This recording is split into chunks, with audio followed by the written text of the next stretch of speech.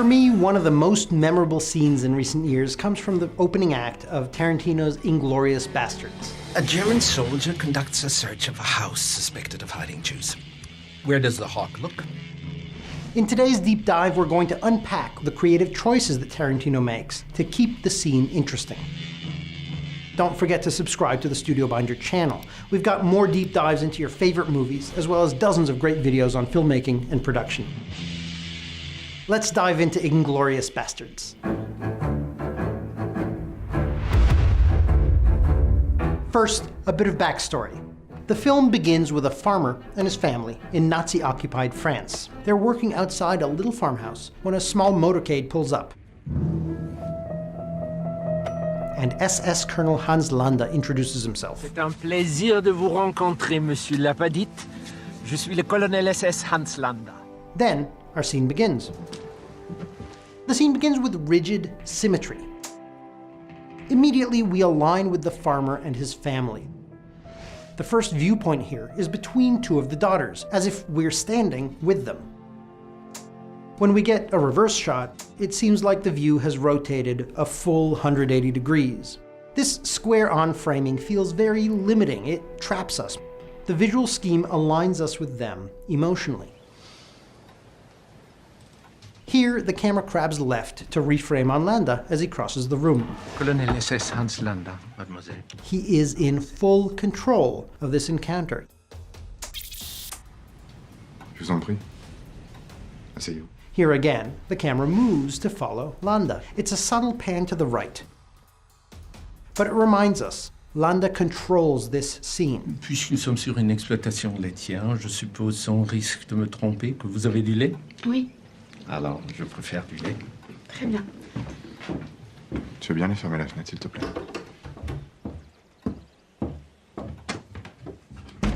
The next change we'll see is a subtle one. We start with the old angle. A close-up glance clues us to an unspoken understanding between the farmers about what's really going on. So when we cut back to a medium shot of Landa, it's actually different. Merci. It's a low-angle shot, framing Landa as a more powerful, perhaps more intimidating figure. The key to these angle changes is that they parallel changes in the tone of the scene. Je vous en prie, venez me rejoindre à votre table. And we soon come to our next change of angles. The farmer comes to sit at the table and the camera pans right and reframes for a two-shot. Monsieur Lapadite, vu ce dont nous avons à discuter, il serait préférable de discuter en privé. You'll notice a bunch of long, static takes in this scene. They're also part of Tarantino's strategy to draw out the tension. Charlotte, tu veux bien emmener tes sœurs dehors? Le colonel et moi, on a 2-3 mots à se dire. With the farmer's daughters leaving, the purpose of the conversation becomes clear, and the tone of the scene shifts. Of course, the camera angles shift too. Here we are, medium-wide, about to settle into a classic Tarantino-esque conversation where Landa verbally outmaneuvers the poor farmer. It's quite a long take, and it serves as a master shot. Continuer à le parler si peu convenablement ne ferait que me gêner. Cependant, je crois savoir que vous parlez un anglais tout à fait correct, n'est-ce pas? In addition to the master, we have our over-the-shoulder medium shot of the farmer, and the corresponding reverse shot over the shoulder and medium of Landa. It's a textbook conversation scene with the camera roughly at eye level and the characters simply chatting. Je vous demande la permission de passer à l'anglais pour le reste de la conversation. Certainement. Well, I'm very familiar with you and your family. I have no way of knowing if you are familiar with who I am. When Landa begins to press the farmer with his questions, the angle on the farmer shifts slightly. We're a little closer, and notably, Landa is not in the frame. By framing Landa out, Tarantino gives us a more intimate view of the farmer's sense of isolation and vulnerability. He's alone here, which means he's in danger. Please tell me what you've heard.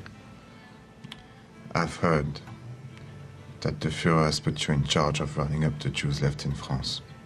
And soon we cut to Landa in a single as well. We're committed to the conversation. The geography of the space has been established, so we get these more intimate, direct angles.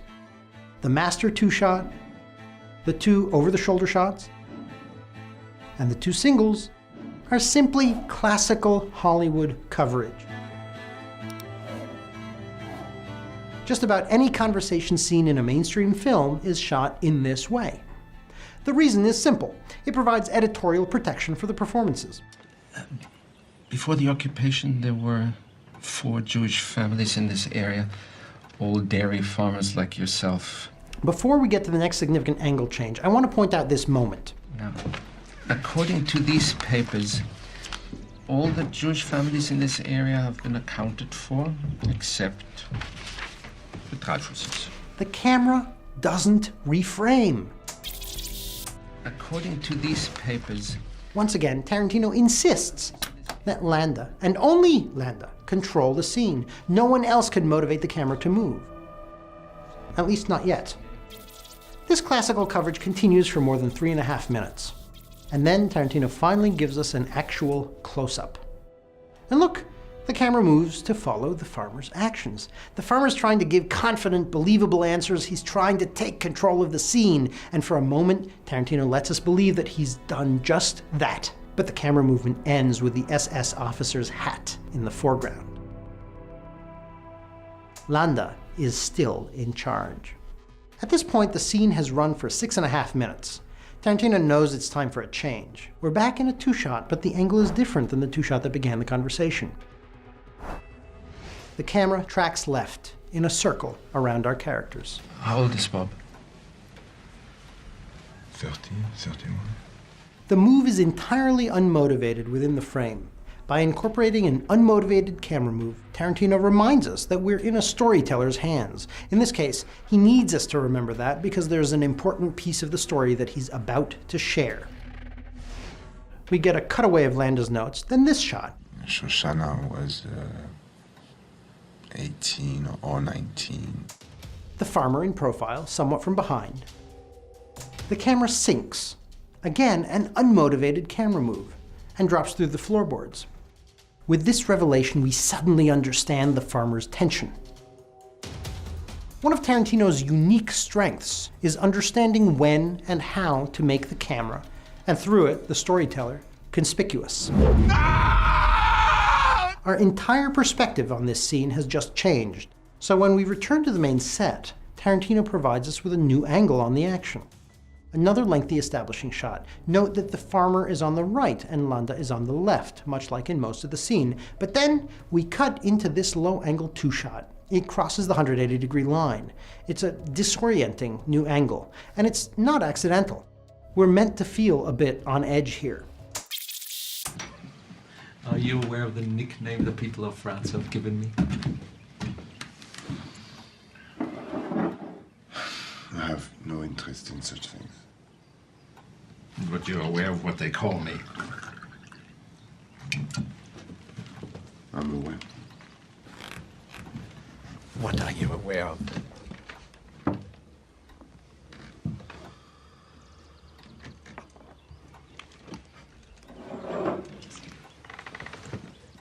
That they call you the Jew hunter? Precisely. Once again, we have classical coverage, but the singles here are profile shots. The feature that makes me such an effective hunter of the Jews is, as opposed to most German soldiers, I can think like a Jew. Now that we know about the people under the floor, we're outsiders in the conversation, looking in on it from the side. We even get another cutaway below the floorboards, a reminder that we're outside of the scene looking in. The shock of the revelation of who's under the floor, combined with these new angles, is enough to sustain our attention through another 4 minutes of dialogue. If a rat were to walk in here right now as I'm talking, would you greet it with a source of your delicious milk? Probably not. I didn't think so. But Tarantino understands that 4 minutes is a lot of screen time, so he throws in yet another visual modulation. When Landa pulls out his ridiculous pipe, the angle crosses the 180-degree line.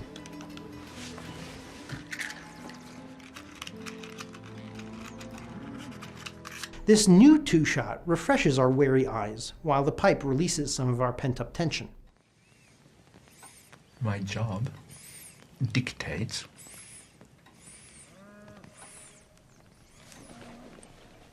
that I must have my men enter your home and conduct a thorough thorough search before I can officially cross your family's name off my list. But this tonal shift to absurdity is not going to last. This two-shot leads into these two close-ups. First, on Landa, the camera dollies in slowly, dialing up the tension. You're sheltering enemies of the state, are you not? And the reverse shot on the farmer does the same thing. Yes. Notice that we're looking them both in the face here. Tarantino wants us thrust back into their emotional moment, not observers on the outside, but right there in the space between them, in the middle of this stare down. Point out to me the areas where they're hiding. The dolly moves progress until both close-ups are about as tight as they can get. Then we get another 180-degree reversal. This new angle sets up the final traditional coverage setup of the scene. It's a wide two-shot, and when Landa walks towards the window, it also serves as a sort of over-the-shoulder. Notably, we've returned to a hard right angle here. The camera is perpendicular to the far wall. We're trapped, just like the farmer is trapped, just like in the beginning of the scene. The reverse shot shows the farmer isolated, weak, and hemmed in by the slope of the stairs behind him. Landa, whose hat remains in the foreground, has won. Monsieur Lapadite, je vous remercie pour le lait et pour votre hospitalité. Il me semble que nous en avons terminé. With the conversation over, Tarantino breaks away from classical dialogue coverage, and we get a flurry of dramatic angles. The camera starts low to the ground, featuring the floorboards that no longer protect those hiding below.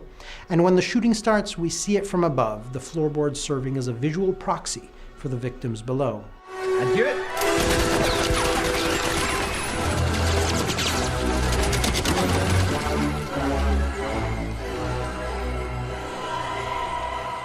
Landa, interestingly, is just as menacing in high angle as he is in low angle, perhaps because, again, those floorboards and what they represent. With Shoshana's escape, we finally leave the house, and the rest of the movie kicks into gear.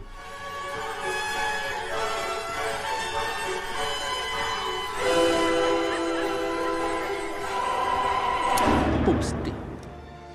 It's extremely difficult to shoot a long conversation scene and make it effective. We've seen Tarantino achieve it here with relatively few tricks. There's very little camera movement, very little flashy editing. Next time you're storyboarding or shot listing a long scene, look at how that scene progresses and find ways to change your camera angles at the scene's inflection points. And when you're ready to shot list, don't forget to make Studio Binder your go-to shot listing and production planning tool. That's it for today's deep dive. If there are other great scenes you'd like us to explore together, let me know in the comments. Until next time, keep seeing great films and break a lens. Au revoir, Shoshana! Nein, nein, nein, nein, nein, nein! 3 Gläser.